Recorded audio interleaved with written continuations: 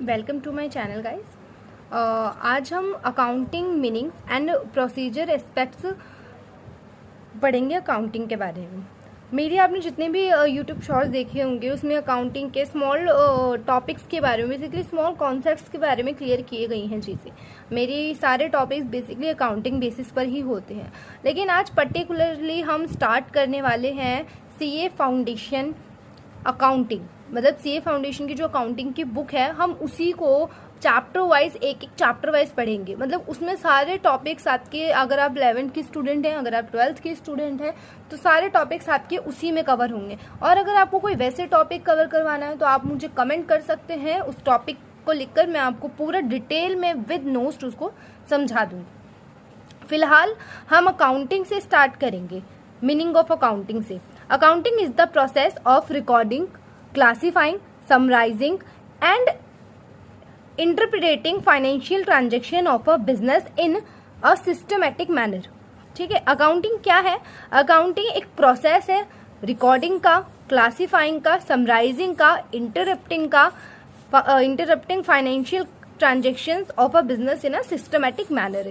ये सारी ही चीज़ें एक सिस्टमेटिक मैनर में करने को ही अकाउंटिंग कहा जाता है। Accounting is the language of a business. Accounting क्या है? बिजनेस की भाषा है। अकाउंटिंग बिजनेस की भाषा है। अकाउंटिंग सिर्फ हमें एजुकेशन वे में ही इंपॉर्टेंट नहीं होती है, हमें अकाउंटिंग हर जगह इंपॉर्टेंट होती है। अगर हम किसी ऊंची हाई पोस्ट पर हैं किसी कंपनी में, तो भी हमें अकाउंटिंग की नीड पड़ती है।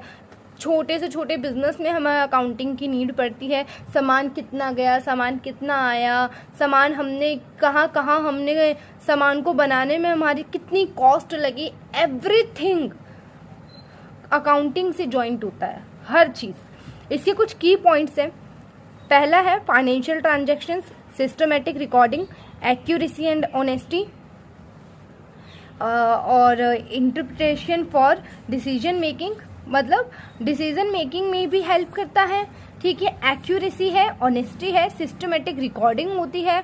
फाइनेंशियल ट्रांजैक्शंस को ही इसमें सिर्फ नोट किया जाता है। एक चीज़ ये नोट करने वाली बात है कि अगर आप देखेंगे कि अगर कोई एम्प्लॉय है, ठीक है, मैं आपको ये चीज़ समझाना चाहूँगी। अगर कोई एम्प्लॉय वो अच्छे तरीके से काम कर रहा है, सपोज एक एम्प्लॉय है वो 8 घंटे में 12 पीस बना पाता है, और एक एम्प्लॉय है कि 7 घंटे में 15 पीस बना लेता है, तो हम इसमें एम्प्लॉय की ऑनेस्टी, एम्प्लॉय का वर्क, एम्प्लॉय की मतलब बेसिकली एम्प्लॉय के बारे में हम कुछ भी ऐसी चीज़ नोट नहीं करते अकाउंटिंग में। लेकिन वो बिजनेस का ही पार्ट होता है, लेकिन हम अकाउंटिंग में नोट नहीं करते। अकाउंटिंग में बेसिकली जो चीज़ें नोट होती हैं वो नोट होती हैं मॉनेटरी टर्म्स वाली, बेसिकली पैसों से जुड़ी ही चीज़ें नोट होती हैं। अब एक टॉपिक आता है डेप्रिसिएशन का, जिसे हम डीपली आगे जाके समझेंगे। लेकिन अकाउंटिंग का वो एक ऐसा टॉपिक आता है डेप्रिसिएशन का, जिसमें हम वैसे तो अगर रियल लाइफ में देखा जाए डेप्रिसिएशन, तो रियल लाइफ में डेप्रिसिएशन का कोई वो नहीं है, मतलब कोई ऐसा नहीं है कि डेप्रिसिएशन कोई कुछ है या नहीं, लेकिन हम उसे एज अ अकाउंटिंग फॉर्म में हम उसे रिड्यूस करते जाते हैं। एज हम उसे मॉनेटरी टर्म्स में हम कोई भी लाइक अ फर्नीचर है, अलमीरा है, वट एवर, टीवी है, या हमारा डेस्कटॉप सिस्टम है, हम उसको एज अ डेप्रिशिएशन कम करते जाता है। लेकिन अगर हम रियल लाइफ में देखें, क्या हम रियल लाइफ में चीज़ें करते हैं? नहीं, हम रियल लाइफ में चीज़ें नहीं करते। ऐसा सब बिजनेस में की जाती है, लेकिन बिजनेस में हम एम्प्लॉय की जो एम्प्लॉय वर्क कर रहा है, या कौन सा एम्प्लॉय कितनी एफिशिएंसी से वर्क कर रहा है, वो सारी चीज़ें हम नोट नहीं करते। नोट होती हैं तो सिर्फ अकाउंटिंग में मॉनेटरी टर्म्स वाली थिंग्स। अब ये एक लाइन है, इसमें बोली गई है नीचे, accounting follows as systematic process to generate and used नहीं एंड ये है and a financial information. Accounting follow as a systematic process. Accounting systematic process को फॉलो करती है और जनरेट करती है किस चीज़ को? फाइनेंशियल इंफॉर्मेशन को। तो ये तो हमने अकाउंटिंग की मीनिंग को अच्छे से समझा है। अब हम दूसरी चीज़ समझेंगे अपनी, जो कि हमारे पार्ट्स में डिवाइडेड है। जनरेटिंग फाइनेंशियल इंफॉर्मेशन आती है। पहला हमारा जो पार्ट होता है, इसमें हम क्या देखेंगे? इसमें स्टेप दिए गए हैं 5 और उसमें प्रोसेस दिया गया है। तो स्टेप 1 में क्या है? स्टेप 1 में है आइडेंटिफिकेशन ऑफ ट्रांजेक्शन। सबसे पहले ट्रांजेक्शन को आइडेंटिफाइड करना।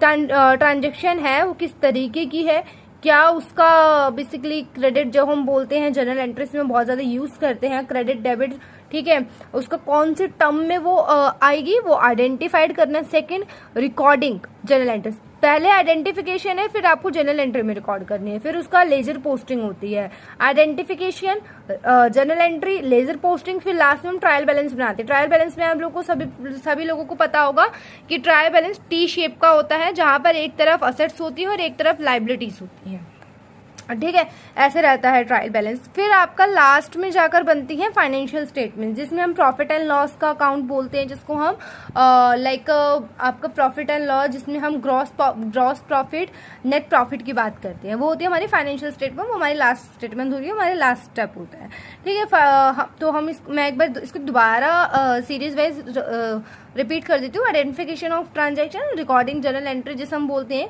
फिर उसे क्लासीफाइंग, लेजर पोस्टिंग, फिर उसका समराइजिंग, जिसे हम समराइजिंग का मतलब होता है ट्रायल बैलेंस में करना, ठीक है। सेकंड आपका लास्ट आपका आ जाता है फाइनेंशियल स्टेटमेंट, जो हम प्रॉफिट एंड लॉस अपना अकाउंट बनाता है प्रॉपर वो, ठीक है। लास्ट हमारा आता है अकाउंटिंग, एक साइकिल है अकाउंटिंग साइकिल, जिसमें मतलब मैंने इन्हीं टॉपिक्स को नीचे भी लिखा है। सबसे पहले आपका identification, journal, ledger, trial, final accounts, ठीक है। सबसे पहले आपको जो सपोज आपको आइडेंटिफाइड करना होता है आपको व्हाट इज द, एंड फिर आपको जर्नल करनी है उसकी, फिर जर्नल का पर्टिकुलर, जैसे कि आपका मैं बता देती हूँ, फर्नीचर का एक अलग लेजर बनता है, ठीक है, आपका परचेज का अलग लेजर बनेगा, आपका सेल का अलग लेजर बनेगा, ठीक है, ये सबका आपका अलग अलग लेजर में डलता है। फिर आपको ट्रायल बैलेंस, जो मैंने आपको बताया टी शेप में होता है, एक तरफ असेट्स, एक तरफ आपकी लायबिलिटीज होती है कंपनी की, जो हमें बताती हैं बहुत सी चीजें कि कंपनी कितने प्रॉफिट में है, कंपनी की कितनी असेट्स है और कितनी कंपनी के ऊपर जो लायबिलिटीज हैं, दायित्व हैं बेसिकली। लास्ट में उसका आता है फाइनल अकाउंट्स, जो कंपनी का रेवेन्यू बताता है, कंपनी का प्रॉफिट बताता है। पार्ट 2 में आता है यूजिंग फाइनेंशियल इंफॉर्मेशन। अब हमने ये तो देख लिया कि हम जनरेट कैसे कर सकते हैं, अब हम यूज कहाँ करते हैं और यूज कैसे करते हैं। Once reports are generated they are use for analysis, decision making and the future planning. अगर एक बार साल की रिपोर्ट बन गई तो भाई साहब उसने मतलब काफी सारी चीजें वैसे ही कवर कर ली, एनालिसिस कवर कर लिया, डिसीजन मेकिंग कवर कर लिया, फ्यूचर प्लानिंग कवर कर ली। डिसीजन मेकिंग में हम ये डिसीजन ले सकते हैं कि अब हमें कहाँ पे कितना मनी को लगाने की जरूरत है और कहाँ पे हमें किन चीज़ों की जरूरत है। एक अपना आता है कॉस्ट अकाउंटिंग भी जिसे हम बोलते हैं। कॉस्ट अकाउंटिंग में हमें डिसीजन मेकिंग में बहुत सारी चीज़ें पता लग जाती है। ये काफ़ी लास्ट टॉपिक है जो हमें बाद में जाके कवर करेंगे, लेकिन ये भी काफ़ी अच्छी चीज़ आती है, अकाउंटिंग का ही टॉपिक है कॉस्ट अकाउंटिंग। दूसरा हम जानते हैं फ्यूचर प्लानिंग हम कर पाते हैं, जिस तरीके की हमारी कॉस्ट होती है उसी तरीके से हम फ्यूचर प्लानिंग कर पाते हैं। पर्पस, अब हम दूसरा पढ़ेंगे पर्पस और यूज। इंटरनल यूज, हमारी कंपनी में इंटरनल यूज क्या होता है। दूसरा owner, manager, profit analysis, budgeting, cash and cost control. Internal use जैसे कि अभी मैंने आपको बताया, मैंने अभी कॉस्ट अकाउंटिंग के बारे में एक बात की थी, तो इंटरनल यूज अपना अकाउंटिंग का यूज कैसे कर पाते हैं। ऑनर, मैनेजर, प्रॉफिट एनालिसिस कर पाते हैं कंपनी का, कंपनी ने कितना प्रॉफिट कमाया, कंपनी ने कितना रिवेन्यू जनरेट करा, और दूसरा कॉस्ट को कंट्रोल कर पाते हैं, पर प्रोडक्ट पे या पर सर्विस पे कितनी आपकी कॉस्ट लग रही है वो जान पाते हैं। एक्सटर्नल यूज जो आपका होता है, एक्सटर्नल यूज वो मैं बता देती हूँ, मतलब जो बाहर के लोग जो यूज कर पाते हैं। इन्वेस्टर्स, गवर्नमेंट जो हमारी होती है, टैक्स अथॉरिटीज, ठीक है, जो हमारे क्रेडिटर्स होते हैं। दूसरा हमारे कॉम्प्लियंस, इन्वेस्टर्स को ये पता लग सकता है कि भाई साहब इस कंपनी में इन्वेस्ट करना है नहीं। अब किसी कंपनी में लायबिलिटी इतनी ज़्यादा है, असेट्स कम है, तो सीधी सी बात है उस कंपनी में इन्वेस्ट करने का कोई बेनिफिट नहीं होने वाला है फ्यूचर में। टैक्स अथॉरिटीज़ को ये पता लग जाता है कि कंपनी ने कितना रेवेन्यू जनरेट किया, उस बेसिस पे वो कंपनी से टैक्स लेती है, ठीक है। दूसरा अपना क्रेडिटर्स जो हमारे होते हैं उनको भी थोड़ा बहुत अंदाज़ा लग ही जाता है कि इस कंपनी से हमारा जो क्रेडिट, जो हमारा अमाउंट जो था इस कंपनी ने ले रखा था वो हमें मिल भी पाएगा नहीं मिल पाएगा, आइंदा हमें इनको जो बेसिकली हमें लोन वगैरह देना है नहीं देना है। अब बैंक भी कितनी कंपनीज को लोन देती है, वो हमारे क्रेडिटर्स में ही आ जाते हैं, है ना। वो हमें लोन नहीं देंगे नेक्स्ट टाइम से, एक बार हमारे फाइनल अकाउंट्स उनको पता लग जाते हैं, तो फाइनल अकाउंट से हमें ये चीज़ें पता लग जाती है, हम कंपनी को लॉस हुआ है, प्रॉफिट हुआ है, बहुत सारी चीज़ें कंपनी को पता लग जाती है। तो एक्सटर्नल यूज ये सारी चीज़ें कंपनी की देखकर अपना एक माइंडसेट क्रिएट कर लेती है। दूसरा आपका आता है performance review. Performance review, profitability, financial health, return on investment, ठीक है, जिसे हम ROI बोलते हैं, ठीक है। इससे हमें पता लगता है कंपनी बेसिकली प्रॉफिट में है, लॉस में है, फाइनेंशियल हेल्थ कैसी कंपनी की। अब सपोज कभी कभार हमें ना लॉस होता है, किसी किसी कंपनी में कभी कभार समटाइम्स हमें लॉस हो रहा होता है, लेकिन फिर भी एक वो होता है कि भाई साहब ये कंपनी फिर भी ठीक है। कुछ बहुत सी अभी भी मतलब अगर हम रियल लाइफ में भी हम थोड़ा सा गूगल सर्च करेंगे, काफ़ी कंपनियां ऐसी है जो लॉस करती हैं, लॉस होता है उन्हें, बट स्टिल वो कंपनी ग्रोथ भी करती हैं। तो बेसिकली हर लॉस का मतलब यही नहीं कि ये कंपनी नीचे जा रही है। काफ़ी कंपनीज ऐसी हैं जो लॉस होता है उन्हें, बट स्टिल वो कंपनी ग्रोथ ही करती हैं। तो बेसिकली हमें सिर्फ हमेशा लॉस भी नहीं देखना होता है, कुछ कंपनीज में हमें बहुत सारी चीज़ें देखनी होती हैं जो कि हम नहीं देखते हैं।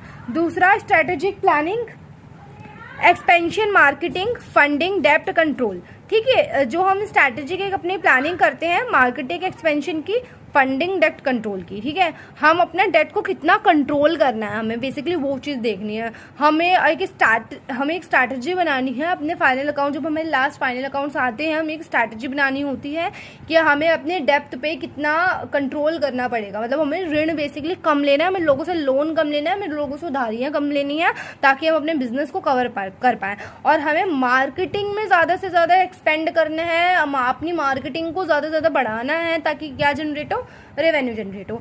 तो गाइज यही बेसिकली आज मैंने इसको बहुत ही अच्छे से कवर करने की कोशिश की, ताकि आप लोगों को एकदम क्लियरली तरीके से समझ में आ जाए। उम्मीद करती हूँ आप लोगों को समझ में आ गया होगा। स्टिल अगर किसी भी चीज़ में, किसी भी पॉइंट में आपको डाउट है, सो प्लीज़ कमेंट में, मैं उस चीज़ को क्लियर कर दूंगी। और दूसरी चीज़, अगर आपको नोट्स भी चाहिए हो तो आप मेरे से मांग सकते हैं, आपको कमेंट में आप बता दीजिए। अगर आपको नोट्स वैसे ऐसे पर्टिकुलर टॉपिक के भी आपको मिल जाएंगे, आपको किसी और टॉपिक के जो मैं आपको वो भी प्रोवाइड कर दूंगी, कोई दिक्कत नहीं है, ठीक है। वो भी फ्री है, ऐसे कोई चार्ज भी नहीं है। आप बस कमेंट में लिख दीजिए इस टॉपिक पे नोट्स चाहिए आपको। जितनी जल्दी मेरे से हो पाएगा उतनी जल्दी मैं आपको नोट्स भी प्रोवाइड करवा दूंगी। और नेक्स्ट टॉपिक भी अब हमारे अकाउंटिंग के ही रहने वाले हैं, मैं आपको चीज़ क्लियर कर देती हूँ। अकाउंटिंग के ही हमारे अगले टॉपिक भी रहेंगे। चैप्टर 1 कवर करते हैं हम, उसकी प्रैक्टिस करेंगे, उसकी क्वेश्चंस की प्रैक्टिस करेंगे, ऑल चीज़ें कवर होंगी, ठीक है। Thank you so much guys, take care, अच्छे से पढ़ो।